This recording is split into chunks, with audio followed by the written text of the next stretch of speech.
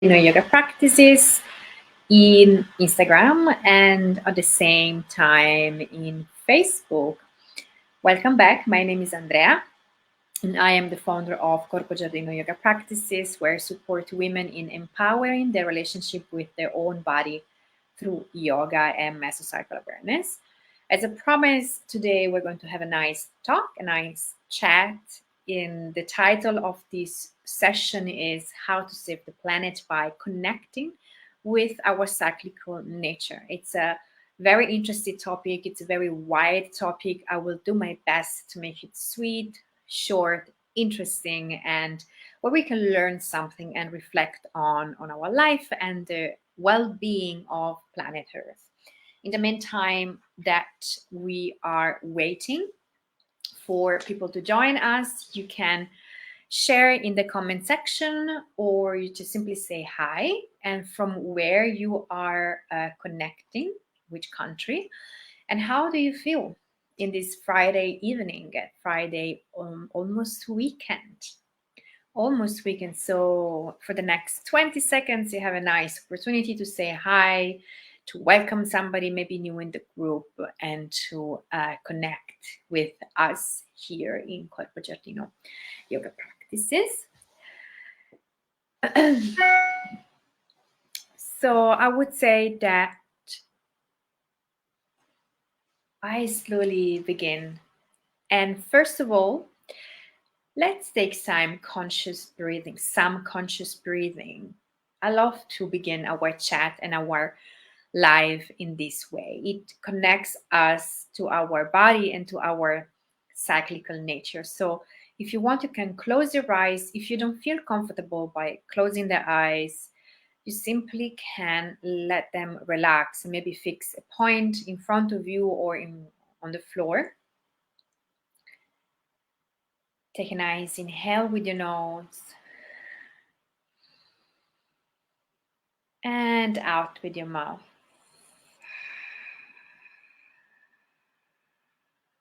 In and let it go.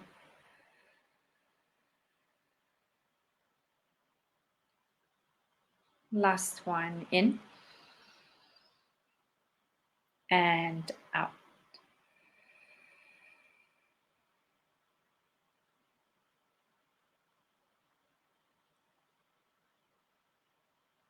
Feel your breath all the way down in your belly.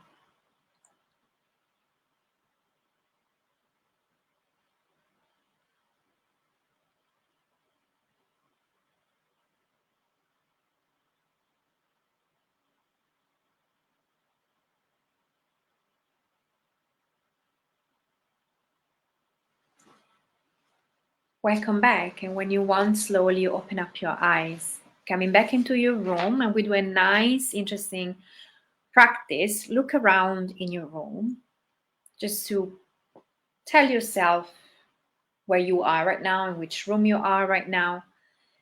And I invite you to pick up something from your environment that makes you feel safe.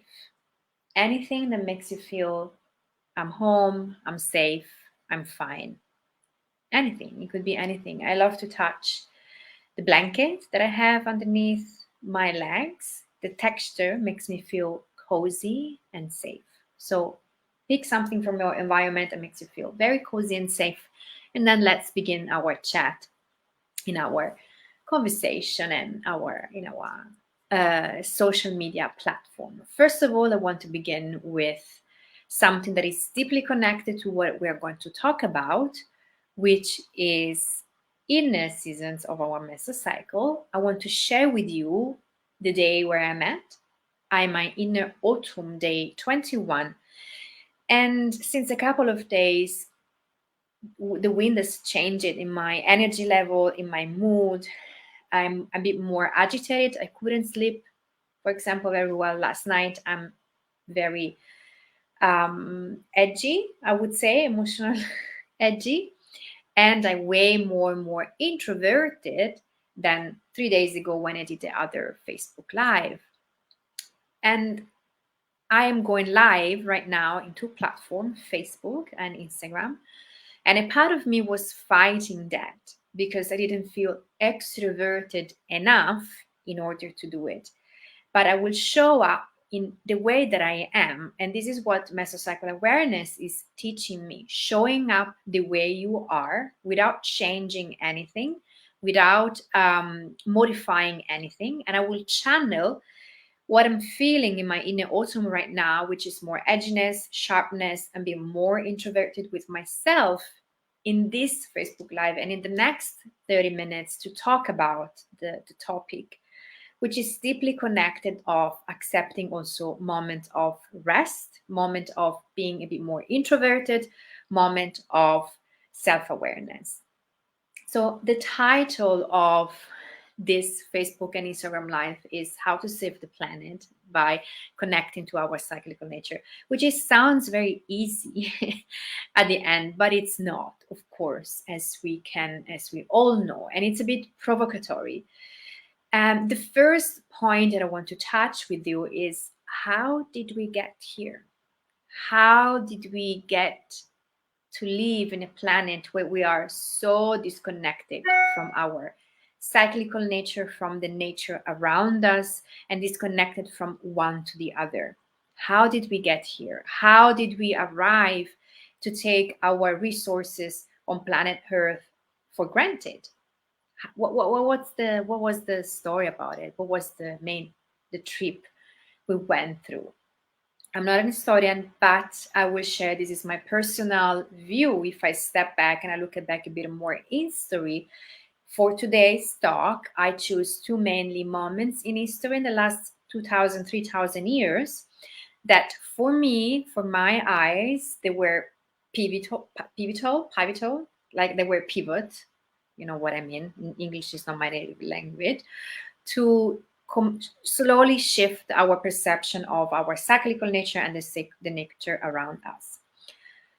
First of all, the first turning point for me, I repeat again for somebody who might comment this video later, this is my personal view. The first turning point was 2000, 1500 years ago, when the three main big monotheistic religion dominated the civilization, our civilization, and all the old pagans religions and pagans tradition and culture, they were banished and they disappeared. I mean, they believed they disappeared even if they didn't. And a lot of Christian, for example, festivities, I would say the majority of the Christian festivities we celebrate today, nowadays, they come from pagan traditions just to make everybody happy back then. Anyway, this moment where we shifted from a religion based on the cyclical nature, a religion tradition, philosophy based on the elements of nature, which was the pagan tradition everywhere in our world. We shifted to something more constructed, to something which was academic, to something that where a man, the most of the time, a man was saying what to do, how to do it. Morality. We were more connected with the big three monotheistic religions with morality. There were rules to follow and not to follow. And the body was more and more and more ashamed, more and more and more disconnected. We were more and more disconnected from the outside, the nature of the elements outside, and therefore with our cyclical nature. So this was the first turning point of disconnecting from the cycle, disconnecting from the elements of nature. The second turning point that I see personally as a pivotal moment, as an important moment, where the first and the second industrial revolution happened. This first one 300 years ago, the second one more or less 200 years ago. The first one in the middle of the 18th century, mainly in Great Britain, and after 100 years, basically it touched all over Europe and North America. What changed in the Industrial Revolution was that with our intellectual mind, with the development of science, with the development of technology, we were able to replace a manual work with something that was completely automatic. A lot of industries were born, and a lot of new neighborhoods in the city were born with industries and with the complex and the apartments and the places where people used to live. People working in the industry were working and living very closely to their main job. And to answer the high demand back then, they had to call, basically they had to find a lot of people from the countryside and from the land that were able and open up to move to the city and start to work in the city. And this was a great opportunity for people working in small villages in the countryside, because that gave them the possibility, maybe for the first time in generations, to have something to eat on their plate, something to eat almost every day. And Industrial Revolution was a huge shift, also in a positive way, because it developed the society in the way that we know. It developed technology in the way that we know, science, and so on and so on and so on. The other part of the medal is that the more people came into the cities and into the cities to work, people start to live in the cement. The people start to live inside apartments and not in direct contact with the element of nature outside. Their work was not based anymore on seasons. For example, if you were a farmer or work in agriculture, you were depending on the seasons. So a year had a cycle to follow, to nourish, and to respect, with 4 different phases. The work didn't was based anymore on the seasons, but was based on a machine that had to use every day, and it was automatic. So for me, these are the two mainly turning points of our society, of how the hell did we get here. And we arrive in 2022, if you think about it, in a planet where we are finishing our resources, because we believe, since the Industrial Revolution, I believe, that time, society, and resources are linear.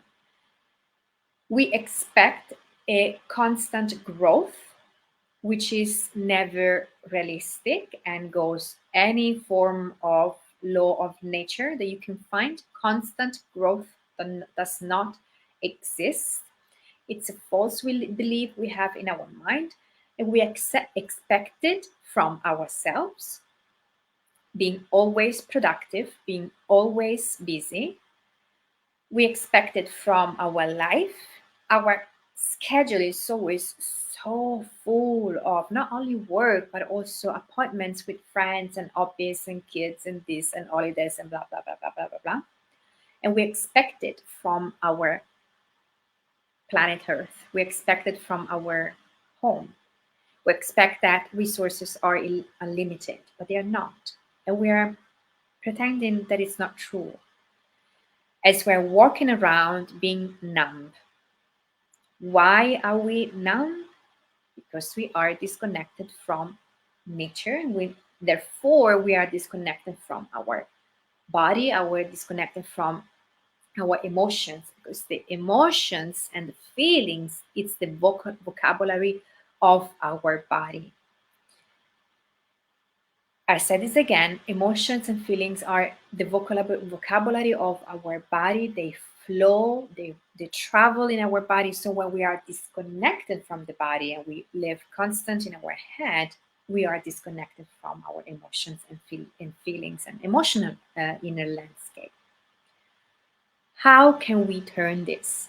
How can we create another turning point that goes in the other direction?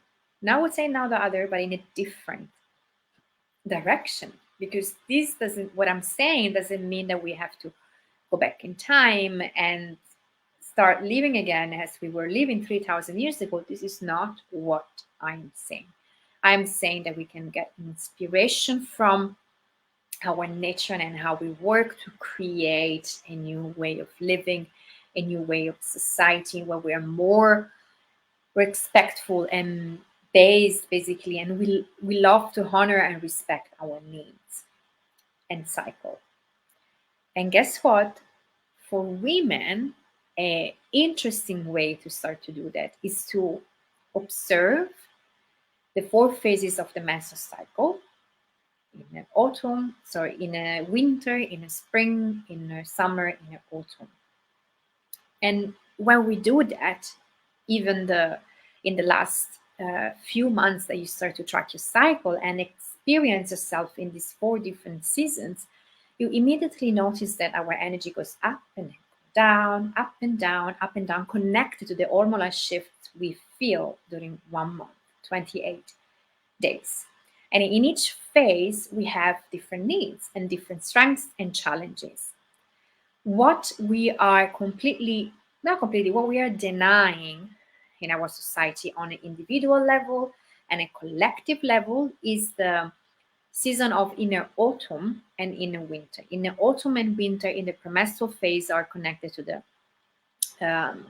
premenstrual phase and the menstruation, where when our body is screaming and asking us to slow down, to rest, and restore our energy.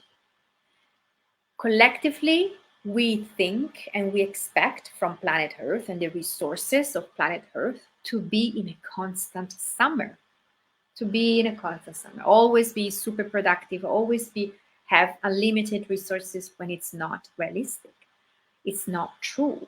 And the same works for us. If we don't rest when we need to rest, we will pay off for the months after. If we don't give ourselves enough time to introspect and to reflect and to rest, for example, during the menstruation, we will pay off our lack of connection, our disconnection for the rest of the month. And guess what? We will burn out. So burnout is something that we experience more and more on an individual level. But if you step back and look around, our planet is burning out. It's screaming around to stop and to replenish and to nourish. And we saw during the first lockdown of 2020 that nature can recover pretty fast. We saw dolphins arriving in Venice. We saw actually rivers going back very clean. So nature has this incredible ability to recover very fast. It's that we don't give time to nature to recover. I live very close to the mountains here in Switzerland, and there are a lot of skis area, of course, in winter around. And in winter, there are a lot of person skiing or snowboarding, enjoying the snow in the mountain. And in summer, there are a lot of people going hiking and trekking. And so there's always people up in the mountains. But that is not our place. This is not where we normally live. And this busyness, this constant busyness is everywhere in our nature. So this is when we miss the act of honoring inner autumn and inner winter, which is the premenstrual phase and the menstruation phase, for example, in a cycle of a woman. We will pay it off for the rest of the month. In the same way, exactly in the same way, our planet Earth works. If we don't give enough time to rest and restore, the soil will be not productive anymore, will be not fertile anymore, and life will perish on Earth, will perish. So for us as women, we have an incredible opportunity to stay connected to our cycles, the mesocycle, but not only the mesocycle. And we experience this cyclical nature 10 times higher than persons who don't have an uterus and they don't bleed. And the cycle, for example, inside of the life of a woman is not just the 28 days of the cycle, but if we step back and we look our life from the menarche, which is the first time when you bleed as a teenager. Then you have the menstruation phase. Then there is another cycle that begins, if you want, with motherhood, which is another time for initiation. Then there is another cycle that ends with the end of the menstruation years, and we begin with the menopause, which is another initiation, and postmenopause, which is another initiation, which is in goes in our life in cycles and cycles and cycles and cycles. And each cycle has its own powers with it. And mesocycle awareness, in this case, it's a beautiful self-inquiry, it's a self-quest to begin, it's a self-quest to explore, combined with the self-inquiriness and the amazingness capacity of yoga, can be a quite an interesting combination to do that. Because in the 4 different phases of the cycle, we can support the different needs with 4 different yoga styles or yoga practices. For example, right? In our inner winter, we need more rest. And it's nice to have a nourishing yoga nidra or restorative practice. And in the spring, we have more energy and creativity, and it's nice to play around with a nice yoga flow. In summer, at the peak of our energy, it's nice to play around with a dynamic and powerful practice. In autumn, it's nice to slow down again because the curve of our energy goes down again. With yin yoga, for example, or restorative, or very slow and nourishing movement. This is also why I created the program that is beginning next week, to show and share the incredible and powerful tools that these 2 practices combined together can have in the life of a woman. They were completely revolutionary. I began with first yoga in my life, and then I added on mesocycle awareness later on, and especially mesocycle awareness was the piece of the puzzle that was missing, because it gives me balance. It gave me balance. It gave me an orientation map.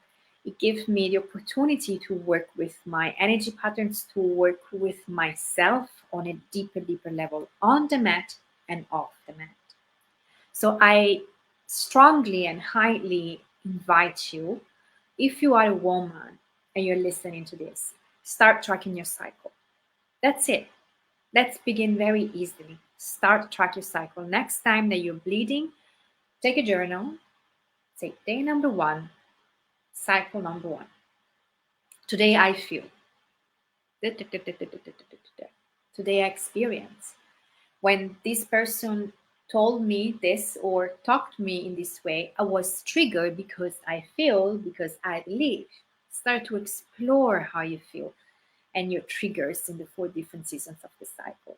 If you're a woman, step back, and if you're not menstruating, for example, for any reason, step back in your life and see and try to spot the cycles of your life. If you're in perimenopause, menopause, postmenopause, what was the cycle of your life? If you are a man or a person who doesn't bleed for any reason, I invite you to listen to the women or the persons who have an uterus and bleed. Listen to them. Listen what happens, because when they are in the 4 different seasons of the cycle, because that is precious. It's like looking inside the person that you have next to you in your life, and it gives you a lot of insights and a lot of new perspective on how to look at the cycle. And look outside the window and connect on with the outer seasons. When we start to do that, we start to reconnect with ourselves. Then he becomes natural to consider something to protect and to nourish and to respect the tree that we have in our garden, or the animals that we meet in the wild, or the animals that we are farming. If we are keep disconnecting with ourselves and We walk around numb in our day-to-day life. We can't see the pain of an animal in industrial farming, intensive farming. We can't see the beauty of a tree and how it needs to be respected. We can't see the beauty of a river that it's dirty and we need to work on to clean our what we did, basically. So it depends also on us. Again, I invite you to start tracking the inner cycles, seasons, the outer cycle. Start to play with it and see what happens. And if you're interested, doors are still open, and today is the last day actually to enjoy a super discounted price for the program that I teach next week for 4 weeks, yoga and mesocycle awareness. Until today at midnight, you can have it for 180 Swiss francs, which is in euro 170, more or less, where we meet twice per week live sessions, pre-recorded yoga sessions, meditations, workbooks to do during the 4 weeks. And we stay together for 4 weeks. We dive deep in our cycle and how we can be supported with yoga. And I promise you, it's going to be revolutionary because the tools are revolutionary. Yoga in the first place and mesocycle awareness in the second place. Thank you for being with me. Ask me questions if you want. Share a comment, share your thoughts in the Facebook page, or you can share it in the Instagram part. Let's keep this conversation open. I want to hear from you. I want to hear what you think of what I've just shared. I want to know how you're feeling about it. I want to know your ideas to start beginning a new turning point in our society. And together we can do it. Together we can do it. Thank you again. I wish you a beautiful rest of the weekend. Check the link that I'm sharing, the link in bio in Instagram and in Facebook in the comment of the program. And see you soon next week for another talk or another practice. Let's see what pops up. Bye.